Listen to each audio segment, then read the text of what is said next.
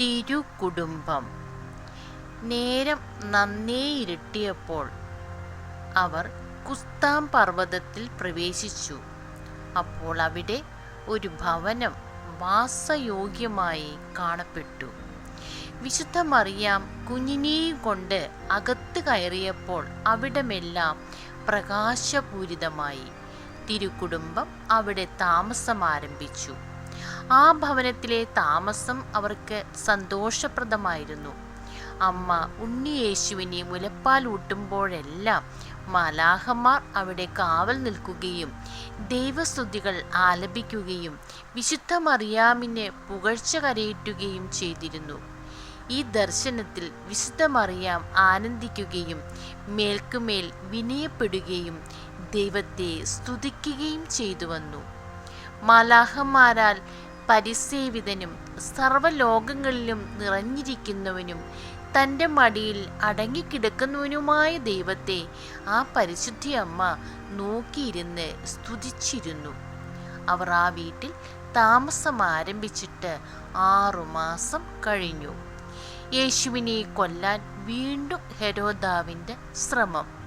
ഹെരോദാവിനെ കൊണ്ട് ദൈവപുത്രനെ നശിപ്പിക്കാൻ വേണ്ടി ചെയ്യിച്ച ശ്രമങ്ങളെല്ലാം പരാജയപ്പെട്ട സാത്താൻ അടങ്ങിയിരുന്നില്ല.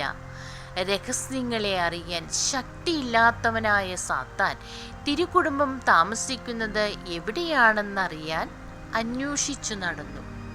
കുസ്താം പർവ്വതത്തിൽ എവിടെയോ ആണെന്ന് മാത്രം അവൻ അറിഞ്ഞു. സാത്താൻ ഹെരോദാവിനെ സമീപിച്ചു. ഹെരോദാവെ, നീ കൊല്ലുവാൻ അന്വേഷിക്കുന്ന യേശു മാതാപിതാക്കന്മാരോടൊപ്പം മിസ്രയീം ദേശത്ത് തെക്കുഭാഗത്തുള്ള കുസ്താം പർവ്വതത്തിൽ ഒളിച്ചു താമസിക്കുന്നുണ്ട്. എത്രയും വേഗം പടയാളികളെ രഹസ്യമായി അയച്ച് അവരെ കൊന്നുകളയുക, അല്ലെങ്കിൽ ആ കുഞ്ഞു മൂലം നിന്റെ രാജ്യത്വം നഷ്ടമാകും. സാത്താൻ പറഞ്ഞ പ്രകാരം ഹെരോദാവ് ധൈര്യശാലികളും പരാക്രമികളുമായ 10 പടയാളി പ്രമുഖരെ മിസ്രൈമിലേക്ക് അയച്ചു.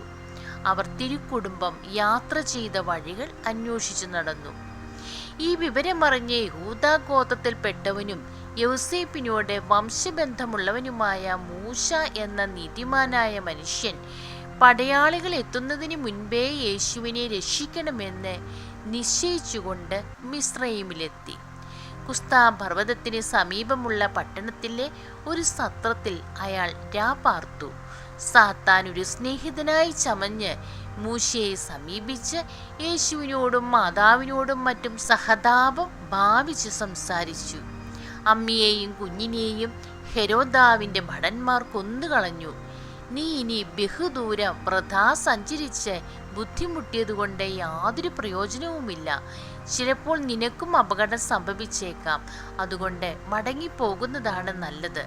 ഇത് സാത്താൻ്റെ തന്ത്രമാണെന്ന് മനസ്സിലാക്കിയ മൂശ സാത്താൻ പറഞ്ഞത് ശരിയാണെന്ന് സമ്മതിച്ച മട്ടിൽ മടങ്ങിപ്പോകുന്നു എന്ന് പറഞ്ഞുകൊണ്ട് രഹസ്യമാർഗത്തിലൂടെ സഞ്ചരിച്ച് തിരുകുടുംബം താമസിക്കുന്ന ഭവനത്തിലെത്തി. ഉണ്ണിയേശുവിനെ കൊല്ലാനുള്ള ഹെരോദാവിൻ്റെ പുതിയ നീക്കം മൂശ യൗസേപ്പിനോടും വിശുദ്ധ മറിയാമിനെയും അറിയിച്ചു. വിവരമറിഞ്ഞ വിശുദ്ധ മറിയാം ദുഃഖം സഹിക്കാനാവാതെ വിലപിക്കാൻ തുടങ്ങി.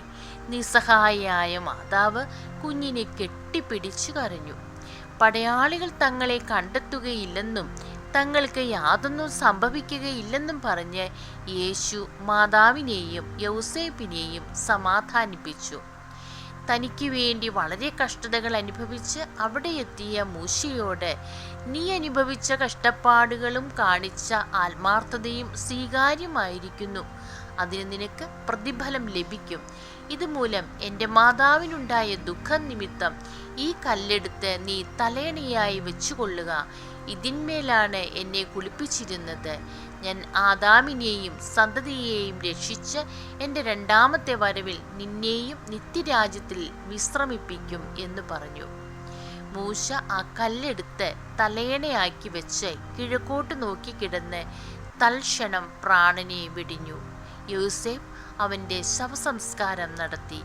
മൂശയുടെ ഖബർ ഇന്നും അവിടെയുണ്ടെന്ന് പറയപ്പെടുന്നു. ഹെരോദാവിൻ്റെ അന്ത്യം.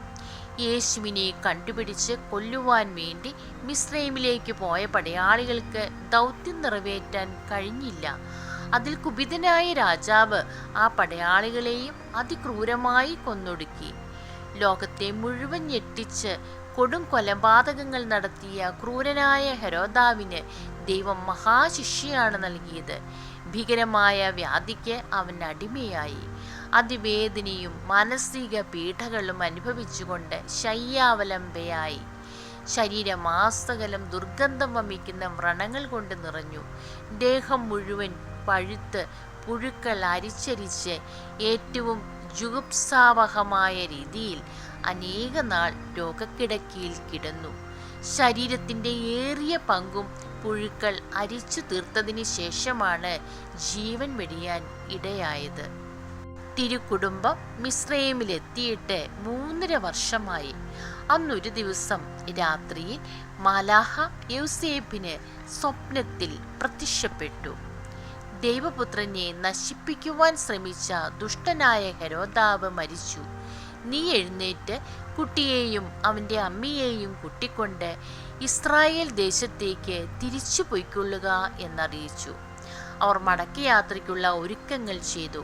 ഓമന മകനെ, നമുക്ക് അപകട സമയത്ത് അഭയം നൽകിയ ഈ ഭവനത്തെ അനുഗ്രഹിച്ച് ഇതിനെ അനശ്വരമാക്കണം, വിശുദ്ധ മറിയ പുത്രനോട് അഭ്യർത്ഥിച്ചു.